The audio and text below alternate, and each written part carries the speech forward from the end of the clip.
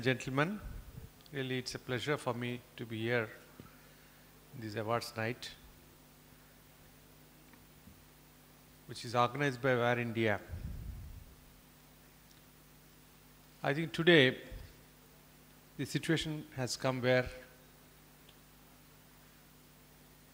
the definition of WAR or the expansion of WAR needs to be changed. We need not merely value addition but value creation in India. In terms of several of these technological dimensions, technology-led sectors,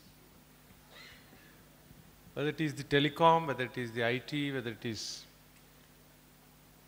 the hardware side.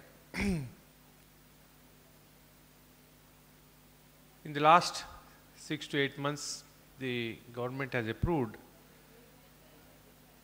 3 policies which are quite significant in this regard. The new telecom policy and the new IT policy and the new electronics policy, which is the latest one to have been approved. If we see the common thread in all these policies, it is to reach out to the citizens of this country in different ways. While the objective of the telecom policy is to provide broadband for all by 2020, one of the, of course, main drivers, there are other components, but I am telling the one thing in each of these policies, if you have to sum up in one sentence. So broadband for all, which is really, the sentence is very small and simple to pronounce, but I think extremely difficult to implement.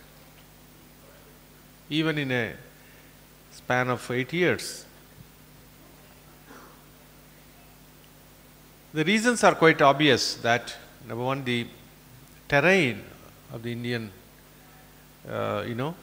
states and geographies, the affordability, the awareness, the usefulness of broadband to really a person in a remote village.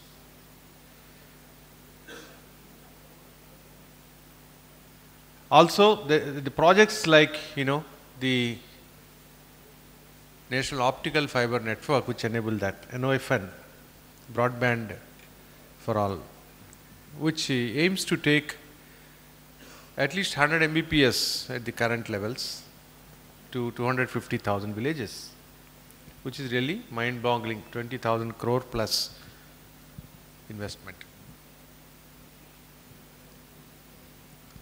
On the other side, we have the second policy, which is the IT policy. It has several objectives, but let me say 2-3 salient features of this policy. One is how to create a second wave in the IT industry, which due to global developments and global trends and global contractions in the demand, it has been going through not such a very good period in the last couple of years. So how to give one more push is one of the objectives, and take the industry to $300 billion from the 100 billion which we crossed last year. And one key component there is how to increase the domestic demand, how to catalyze the demand, how to increase it to $100 billion. So which is a three times jump from where we are today by 2020. Of course, the major project explained by my friend Ram Sevak just before now, the UID project, creating an identity, creating a platform, creating a central artifact which will enable provision of e-governance services. But again here the challenges are not are many, both with the taking of broadband to the village and also creation of an artifact like Aadhaar. In both cases, how do you make use of it? Creation of an asset is something, but making effective use of that asset is, I think, 3 to 4 times more difficult, more expensive possibly. So it raises a number of downstream challenges for us in this country. But we are, of course, once we are determined, we are determined. In the IT policy, one of the things that is meaningful to the people of this country is the inclination or the message we are sending out about the number of transactions. How many people are you touching every day as you talk? Unfortunately, in a country with 1 billion people, we really do not have an estimate today of what is the ideal. If your effort of using IT for masses is to be translated into the numbers, we do not have even a first guess, second guess of the figure. We are, of course, on the job now. We are trying to create more realistic estimates of how many, for people in the rural areas, what kind of services can be provided, like pensions, wage payments, various rural development programs, or health, education related services. And for urban area, the profile could be different. The type of services could be different. But how many and where are we today? And our own assessment is, while the total quantum of number of services is still a wild guess, but currently we are serving about 7.5 crores per month. And the immediate target is to take it to 15 crores by March next year. We need some more time before we can estimate.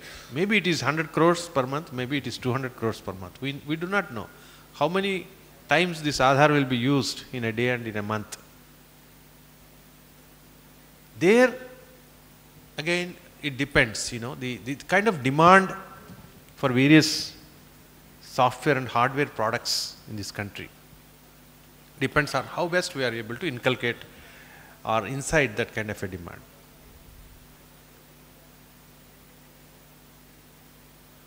Third dimension to this is the IT policy is the e-literacy campaign that we want to undertake. To enable such a large uptake of this number of services and transactions, we need to also create the awareness and also some kind of e-literacy.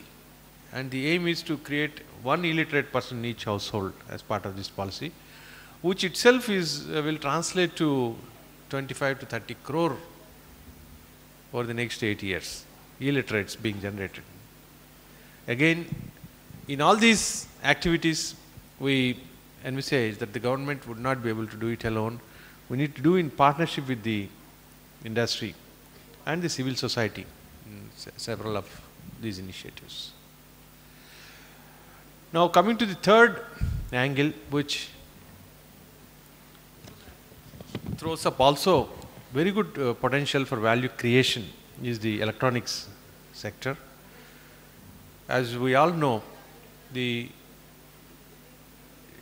degree of dependence on the imports is quite disturbing to us at this point. More than 85% of our electronic consumption in this country is served through imports. So which is not a very kind of a comfortable feeling for anyone in India.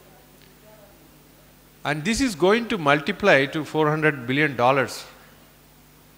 almost 5 to 6 times the current demand level. Because the demand for products, whether you produce it here or not, in view of the value they offer, just take the mobile phones itself, 950 million over the last few years. Where from these handsets have come? in such a short span. The market found its own way of bringing it. Likewise, when we create demand for the IT products and services, you can't suppress the demand. The public wants it. Those who can afford, they will take it. Market is there, such a large market. So you have to raise the manufacturing levels here by providing suitable, by creating necessary and appropriate ecosystem. This is the purpose of the electronics policy which we try to put together, and a number of incentives, and especially an encouragement for innovation and product development in this country. Because again, the difference that we should make is between value addition versus value creation in India, and manufacturing in India, made in India. That should be the goal. Irrespective of, there are MNCs in India and in this very room. They are manufacturing several parts of the country. It's welcome, as long as it is produced locally. We have the employment created. We have the localized features which are built into those products, which are more useful, closer to the hearts of the citizens of this country. So all this is the subject matter of the electronics policy, and we are hoping that with the creation of necessary infrastructure, necessary incentive scheme, we will be able to make it possible to enhance the production levels, manufacturing levels here in this country. So at the end of the day, these policy initiatives, also these three which I mentioned, telecom, IT and electronics, supported by another comprehensive, while these three are approved, two more policies are in the offing, which are supportive in nature. One on security. Cyber security is a major area, major concern. Dr. Gulshan Rai has touched upon that subject. So that is one area we need to put a policy on the table. And the second area is R&D, the research. How do you ensure that the innovation happens here? How do you see that research that is relevant for Indian conditions happens here, and product development happens here? So the R&D policy is attempting to precisely address that, and I am hopeful that we'll start seeing the results of all these well-intentioned and comprehensive policies which have been approved by the Government of India. And the today's event, of course, is very praiseworthy in the sense that it encourages the